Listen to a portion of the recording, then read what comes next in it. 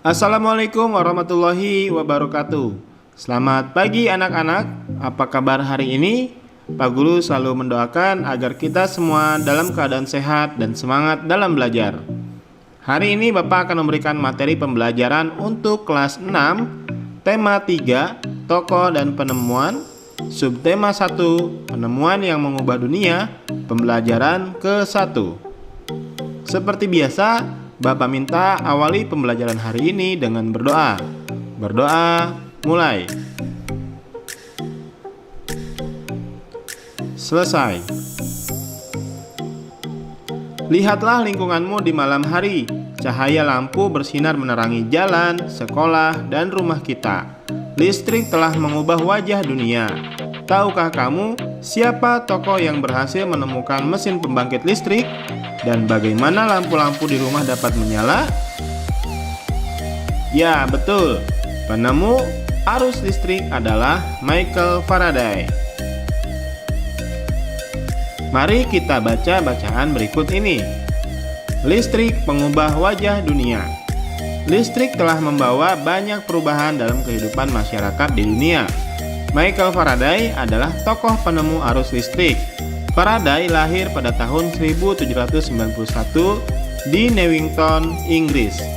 Ia berasal dari keluarga miskin dan hanya sebentar merasakan pendidikan di sekolah.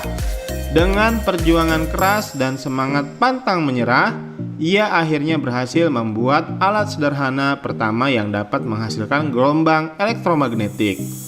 Tahukah kamu bagaimana perjalanan arus listrik hingga sampai ke rumahmu? Arus listrik adalah gelombang elektromagnetik, yaitu gelombang yang dapat merambat meski tidak ada media perantara.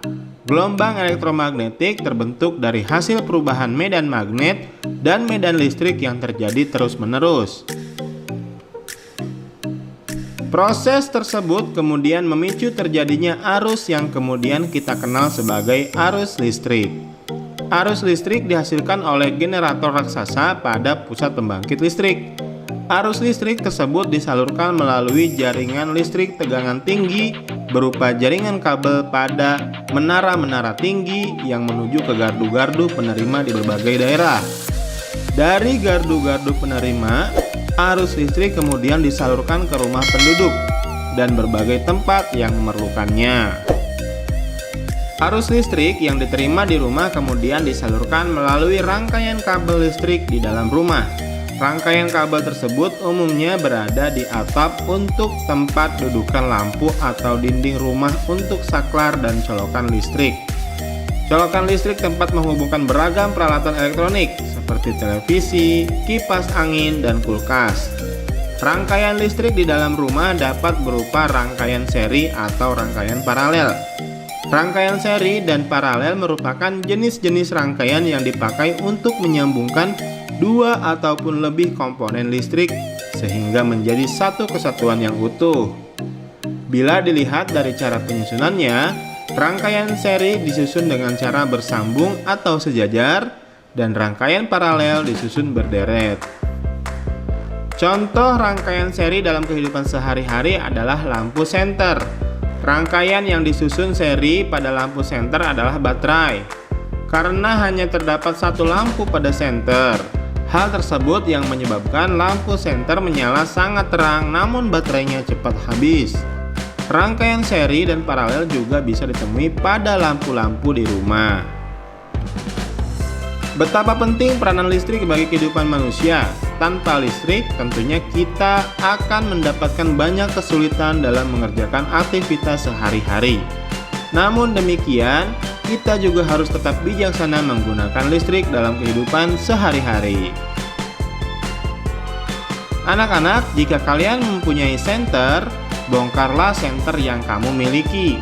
Amati komponen-komponen yang terdapat pada senter seperti gambar berikut ini. Jika komponen-komponen utama tersebut dirangkaikan untuk membuatnya kembali menyala, maka akan tampak seperti berikut. Jika kepala senter dibongkar, kemudian dirangkaikan kembali hanya dengan menggunakan lampu, maka akan tampak seperti berikut. Anak-anak, rangkaian listrik pada senter terdapat pada baterai yang diletakkan sebaris. Pada rangkaian seri lampu, lampu-lampu juga diletakkan sejajar dalam satu baris. Arus listrik yang mengalir pada rangkaian seri hanya berada dalam satu aliran kabel yang menghubungkan semua lampu. Rangkaian seri lampu biasa terdapat pada hiasan lampu pohon Natal. Terima kasih sudah mengikuti pembelajaran yang Bapak berikan hari ini. Semoga kalian semua mendapat ilmu pengetahuan yang bermanfaat ya. Sampai jumpa di video-video selanjutnya. Assalamualaikum warahmatullahi wabarakatuh.